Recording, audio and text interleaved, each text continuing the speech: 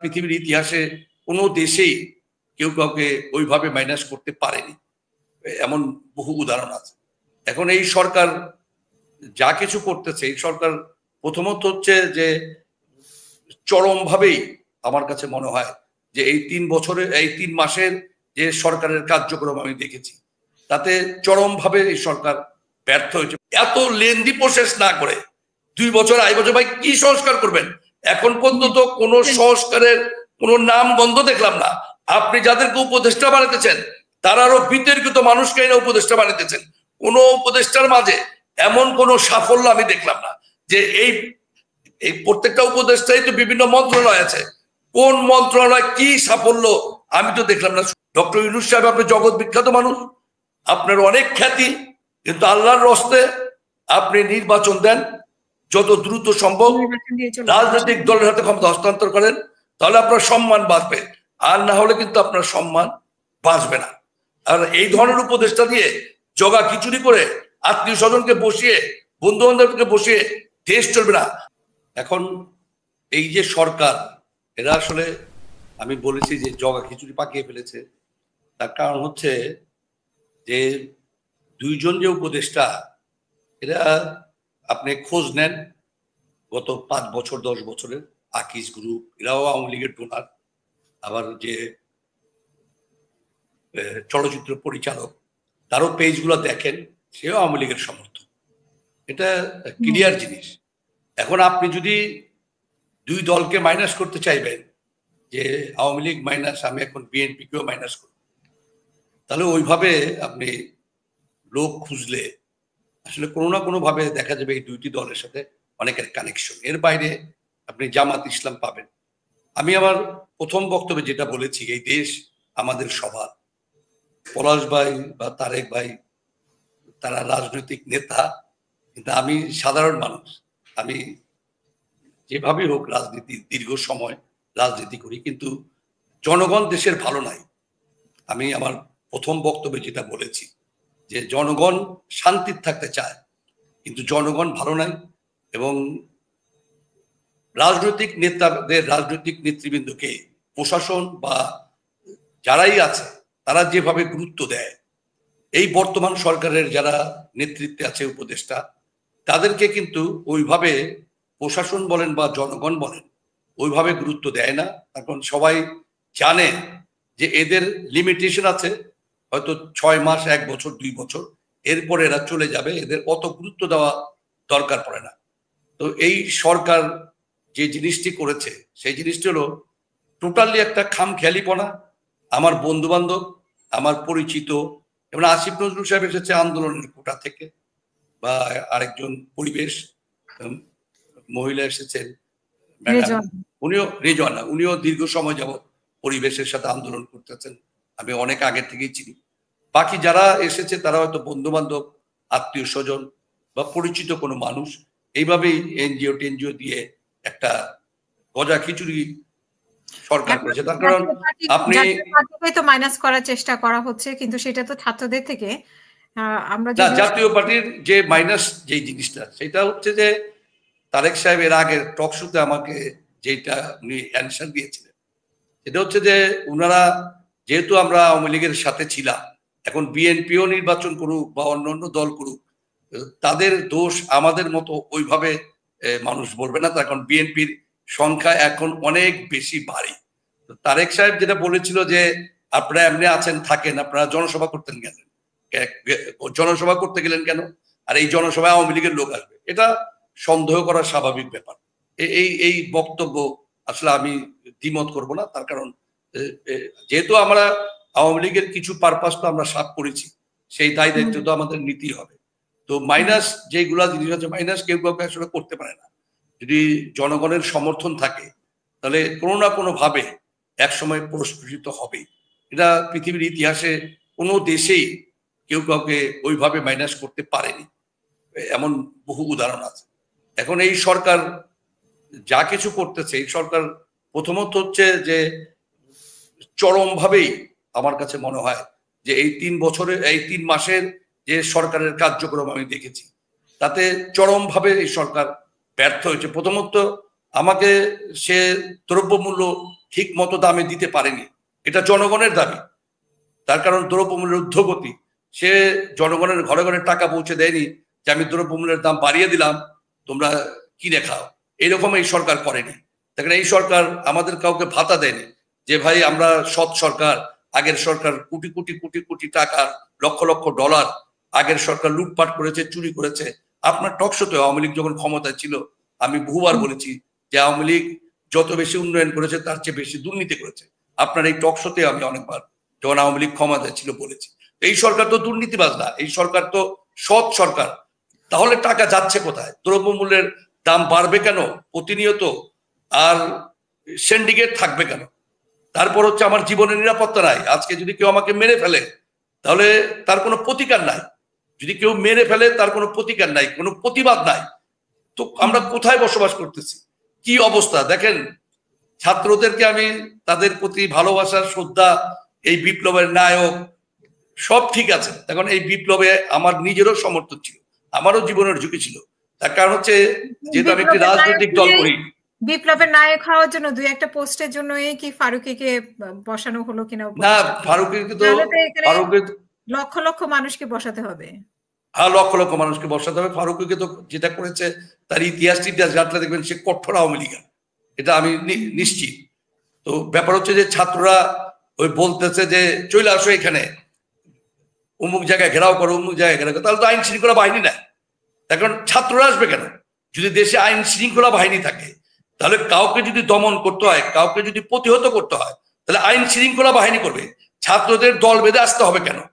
এর অর্থ হচ্ছে দেশের আইন শৃঙ্খলা রক্ষার চরম অবনতি, দেশের মানুষের জীবনের নিরাপত্তা নাই। তাহলে এই সরকার ব্যর্থ। এই সরকার, আমি দেখলাম যে রিজার্ভ তাদের বেড়েছে।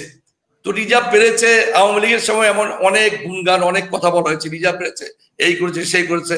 শেখ হাসিনা বলতো কথায় কথায় যে আমি জনগণের ভোটে নির্বাচিত লোক। এক সাংবাদিক তাকে বলেছিল যে 5% ভোট দিল, আপনি জনগণের ভোটে নির্বাচিত কিভাবে হলেন?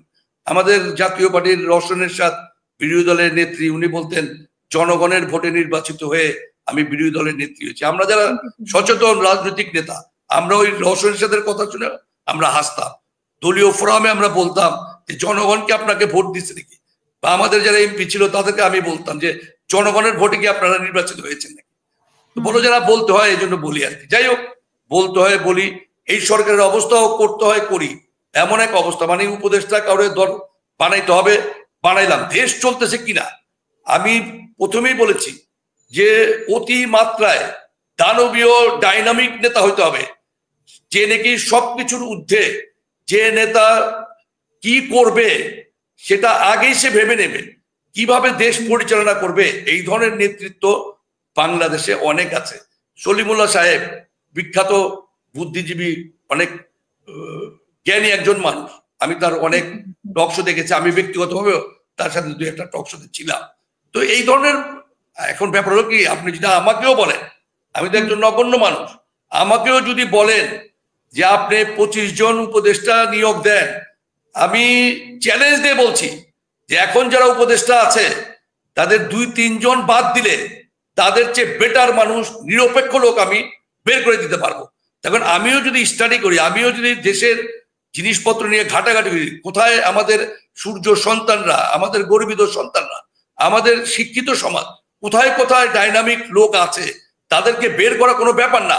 আর আমি যদি চিন্তা করি আমার বন্ধু বান্ধব, আমার এনজিও, আমার আত্মীয় স্বজন আনবো, তাহলে তো ওই ধরনের মানে পচা জিনিসই আপনি নিয়ে আসবেন। ভালো জিনিস আপনি আনতে পারেন। এই মুহূর্তে দেশের প্রয়োজন ভালো জিনিস, ভালো ডাইনামিক নেতৃত্ব প্রয়োজন, যেটা বর্তমান সরকারের কাছে নাই। আপনি নোবেল পেয়েছেন, আমি অনেক শ্রদ্ধা করি। ডক্টর ইউনূস আমার অনেক গর্বের একজন মানুষ, কিন্তু আমি কোনো অবস্থাতেই এই কথা বলবো না যে আপনি দেশ পরিচালনায় এখন পর্যন্ত সাকসেস হয়েছেন। যেহেতু আপনার শুরুই ভালো না, তো এরপর তো আপনাকে কোনো রাজনৈতিক দল সময় দেবে না। তার কারণে হাসিনা আপা একটা জিনিস মনে রাখবেন, আমি গত 3 মাস বহুবার বলেছি, আজকেও আমার একটা ভিডিও বার্তা আছে আমার ফেসবুকে, প্রায় 14 বা 12 মিনিটের, সেখানে আমি অনেক কথা বলেছি। এই সরকারের সকল ব্যর্থতার যা যা ব্যর্থ হবে, যে বিদ্যুৎ চলে যাচ্ছে, দ্রব্যমূল্যের ঊর্ধ্বগতি, মানুষের নিরাপত্তা নেই, সকল ব্যর্থতার দায় দায়িত্ব, সকল ব্যর্থতার যা কিছু আছে সব কিন্তু এখনকার যে স্টেক হোল্ডার, কারণ আগামী দিন যদি আপনি নির্বাচন দেন তাহলে নিশ্চিত পুরো বাংলাদেশের মানুষ জানে বিএনপি ক্ষমতায় যাবে। তো স্বাভাবিকভাবে এই সকল ব্যর্থতা কিন্তু বিএনপির কাঁধে পড়বে, মানুষ বিএনপির উপর হতাশ হয়ে যাবে। তো নির্বাচন যত দেরি হবে ক্ষতি বিএনপির তত বেশি হবে। তো বিএনপি তো চাইবেই যে নির্বাচন দাও, তো নির্বাচন না হলে রাজনৈতিক দল ক্ষমতায় না গেলে দেশ এই হজবজর ভাবে কি চলতে থাকবে নাকি? এইভাবে কি চলতে পারে নাকি? আমার নিরাপত্তা দিতে পারতেছে না, কোনো কিছুর দাম কমাইতে পারতেছে না, কোনো কিছু 3 মাস তো হয়ে গেল। তো এখন দরকার হচ্ছে এই সরকারের যে এত লেন্দি প্রসেস না করে 2 বছর 2.5 বছর ভাই কি সংস্কার করবেন? এখন পর্যন্ত কোনো সংস্কারের কোনো নাম গন্ধ দেখলাম না। আপনি যাদেরকে উপদেষ্টা বানাতেছেন তারা আরো বিতর্কিত মানুষকে এনে উপদেষ্টা বানাতেছেন, কোন উপদেষ্টার মাঝে এমন কোন সাফল্য আমি দেখলাম না। যে এই প্রত্যেকটা উপদেষ্টাই তো বিভিন্ন মন্ত্রণালয় আছে, কোন মন্ত্রণালয় কি সাফল্য আমি তো দেখলাম না। শুধুমাত্র আমি বাংলাদেশ গভর্নমেন্টের একটা বক্তব্য শুনলাম যে আপনারা এলসি করতে পারবেন, আমাদের রিজার্ভ ঠিক আছে, সব ঠিক আছে, কিন্তু আপনি যখন এলসি করতে যাবেন এলসি করতে দেয় না। এখন টিভির সামনে আপনি বলতেছেন এক কথা, টিভির বাইরে কিন্তু সেই ধরনের কোনো পরিস্থিতি নাই। ডক্টর ইউনূস থেকে শুরু করে সকল উপদেষ্টার টেলিফোন নাম্বার ফেসবুকে দেওয়া হয়েছে, পত্রিকা দেওয়া হয়েছে। আমি প্রত্যেকটা টেলিফোনে ডক্টর ইউনূস থেকে শুরু করে সবার টেলিফোন করেছি, একটা টেলিফোনও ঠিক না। এর অর্থ আপনি ধোকা দিতেছেন। যে টেলিফোন নাম্বার দিচ্ছেন সেই টেলিফোন নাম্বার ধোকা দেওয়া। কথা বলা আর দেশ চালানো অবশ্যই এক জিনিস না। দেশ পরিচালনা করবে রাজনৈতিক নেতারা, রাজনীতিবিদরা, যাদের ঘরে ঘরে মানুষ আছে, সেই মানুষদের নেতৃত্ব তৈরি করবে। আজকে যদি মনে করেন বিএনপি বা বিএনপির সাথে অন্যান্য যে রাজনৈতিক দল আছে সেই দলরা যদি প্রোটেকশন না দেয় আপনি আওয়ামী লীগকে ঠেকাতে পারবেন? এই যে গত 10 তারিখ যে আওয়ামী লীগ প্রোগ্রাম দিয়েছিল, এই প্রোগ্রামে বিএনপি তার সমমনা রাজনৈতিক দলরা অলিতে গলিতে প্রত্যেকটা জায়গায় মাঠে ময়দানে ছিল। কজন ছাত্র ছিল মাঠে ময়দানে? ছাত্ররা ছিল শুধুমাত্র নূর হোসেন চত্বরে, কিন্তু মহল্লায় পাড়ায় গ্রামে গঞ্জে ছিল বিএনপি, তার সাথে যে রাজনৈতিক দল যার যেখানে যতটুকু শক্তি তারা ছিল। তো আপনি বিএনপি, জামাত ইসলাম বা অন্য রাজনৈতিক দল যারা বিএনপি জোটে আছে তারা যদি এই মুহূর্তে সরকারকে, ছাত্রদেরকে সহায়তা না করে আপনি আওয়ামী লীগকে ঠেকাইতে পারবেন না। এত দুর্বল আওয়ামী লীগকে ভাইবেন না। তো ব্যাপার হচ্ছে যে আওয়ামী লীগ একটা দেশের শক্তি, বিএনপি একটা শক্তি, দুইটা শক্তি সমান। আজকে আওয়ামী লীগ জনগণ থেকে বিচ্ছিন্ন হয়েছে, আজকে বিএনপির দিকে মানুষ ধাবিত হচ্ছে। যত দ্রুত নির্বাচন হবে বিএনপি তত বেশি সিট পেয়ে ক্ষমতায় আসবে, কিন্তু যত দেরি হবে বিএনপি এবং তার সাথে যারা জোট তাদের ক্ষতি হবে। ব্যাপার হলো দেশ আমরা রক্ষা করতে চাই, আমরা আর চাই না।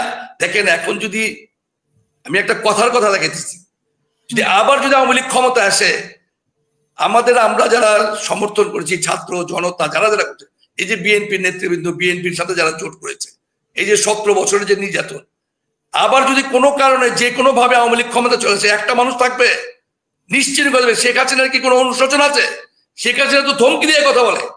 এখনো কি একবার আওয়ামী লীগ নেতাদের মাঝখান থেকে শেখ হাসিনার কোনো বক্তব্য যে ফ্লাশ হয়েছে, কোনো অনুশোচনা আছে? এই যে দেশে লুটপাট করেছে, মানুষের উপর চরম নির্যাতন করেছে, অত্যাচার করেছে, কোনো দুঃখ প্রকাশ আছে? কোনো দুঃখ প্রকাশ নাই। তো এই অন্তর্বর্তীকালীন সরকারকে আসলে দীর্ঘমেয়াদী পরিকল্পনা বাদ দিতে হবে।